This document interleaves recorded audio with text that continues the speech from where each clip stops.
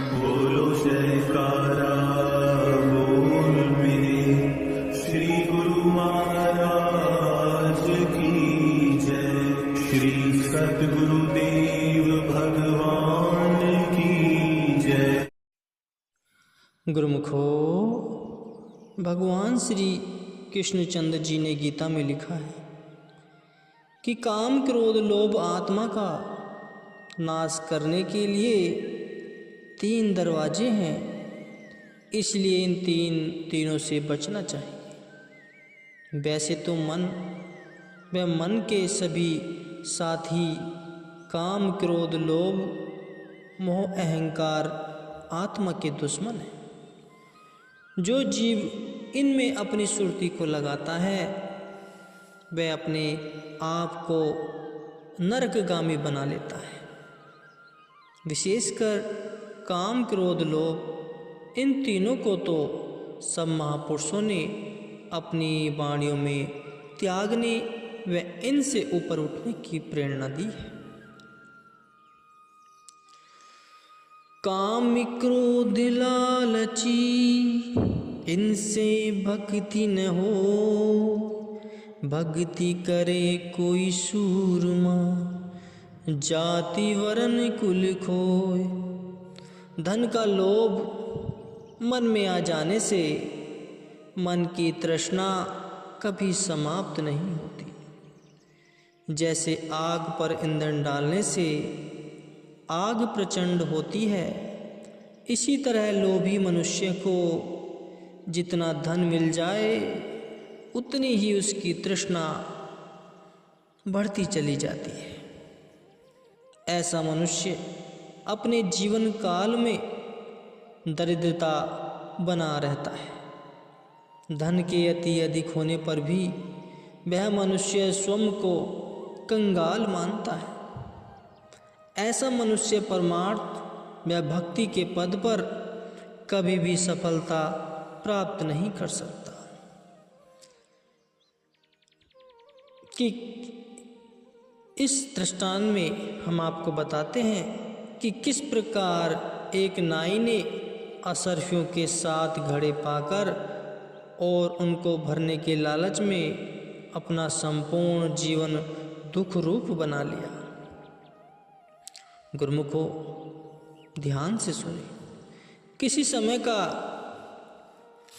वृतांत है कि एक बार एक नाई वृक्ष के नीचे से होकर कहीं जा रहा था। इतने में वह निकला हुआ जा रहा था। इतने में यह आवाज़ आई कि असरफियों से भरे हुए 7 घड़े तू ले जा। उस नाई ने चारों तरफ दृष्टि घुमाई, परंतु वहाँ से उसे कोई व्यक्ति दिखाई न दिया। मगर असरफियों के 7 घड़ों का नाम सुनकर लालच से उसके मुंह में पानी भर आया। तब नाई ने जोर से चिल्लाकर कहा, हाँ, मैं 7 घड़े लेना चाहता हूँ। उधर से पुनः आवाज़ आई, तू अपने घर जा, असरफियों के 7 घड़े मैंने तेरे घर पहुँचा दिए। नाई जिस काम को जा रहा था वह काम तो उसने भुला दिया और वापस घर लौट आया। घर आकर क्या देखता है कि असरफियों के 7 घड़े इसके घर में मौजूद थे। यह देखकर बहुत हैरान हुआ। 6 घड़े तो असरफियों से ऊपर तक भरे हुए थे, लेकिन 7वां घड़ा आधा ही था।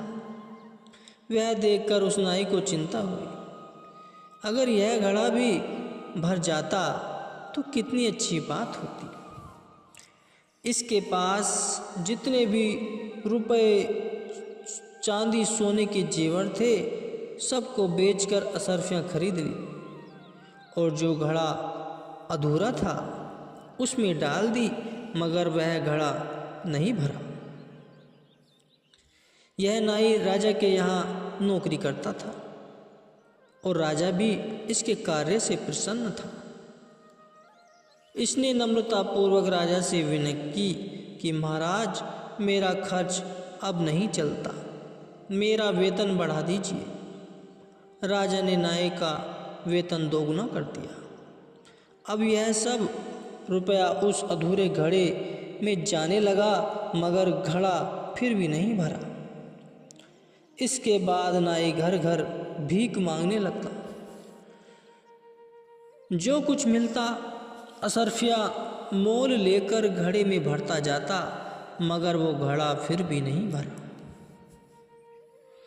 एक दिन राजा ने इसी चिंतन सा देखकर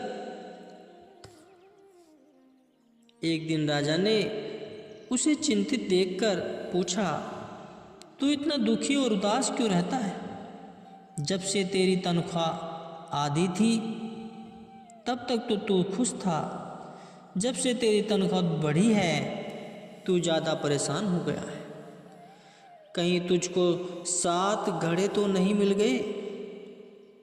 यह बात सुनकर नाई ने हैरान होकर पूछा, महाराज, आपसे यह बात किसने कही है? राजा बोला, तू नहीं जानता, ये चिन्ह उस व्यक्ति के होते हैं जिसको भूत अपने 7 घड़े दे देता है। हमें भी एक दिन भूत ने कहा था कि 7 घड़े ले लो। हमने पूछा, खर्च करने के लिए या जमा करने के लिए? यह बात सुनकर वह चुप हो गया और भाग गया। तू यह नहीं जानता कि कोई उस दौलत को खर्च नहीं कर सकता। उनको पाकर केवल धन एकत्र करने का लालच बढ़ जाता है। उचित है कि तू उनको फेंका, नहीं तो बहुत दुखी होगा। नाई राजा का कहना मानकर उन 7 घड़ों को बाहर जंगल में उस वृक्ष के नीचे रख आया जहाँ से उसे घड़े मिले थे।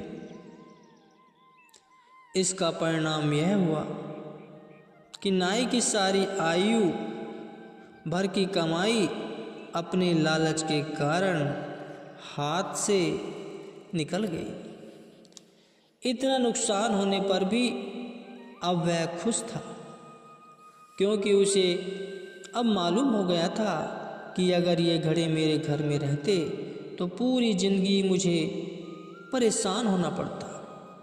अच्छा है, थोड़े में ही मुझे राजा ने इस दुख से छुटकारा दिलवा दिया। अब नाई पूर्वतः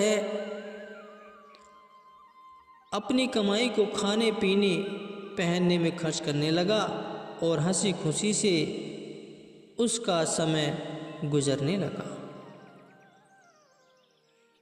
गुरुमुखों, जैसे कि बताया गया है कि एक नाई जो अपना जीवन सुखपूर्वक व्यतीत करता था, धन के लोभ में आकर अपना संचित धन हाथ से गवा बैठा और इसी लोभ के कारण ही घर घर जाकर भिक्षा मांगता रहा। यह तो अच्छा हुआ कि राजा ने उसे बता दिया। ये तो वही भूत के घड़े हैं, और वह भी कहना मानकर उन्हें वापस जंगल में छोड़ आया। नहीं तो न मालूम यह नाई कितना दुखी व परेशान होता। ठीक इसी तरह से ही संत महात्मा व शास्त्र इस जीव को लोभ से बचने का उपदेश देते हैं कि हे मनुष्य, तू अपने दिल से लोभ के ख्याल को दूर कर और अपनी चित्तवृत्ति को मालिक के भजन सुमिरन व सत्संग में लगा। पुनर्जन्म के संचित कर्म अनुसार जो तेरी प्रबल इच्छा बन चुकी है, वह तो हर हालत में तुझे मिलनी ही है। जब यह बात सर्वथा सत्य है तो फिर क्यों लोभालीन होकर अपने इस मानव जन्म को व्यर्थ खोना चाहता है। संत महात्मा इस मनुष्य को नाम व भक्ति वाला सच्चा धन संचित करने की प्रेरणा देते हैं, जो मरणोपरांत जीव के काम आने वाली वस्तु है।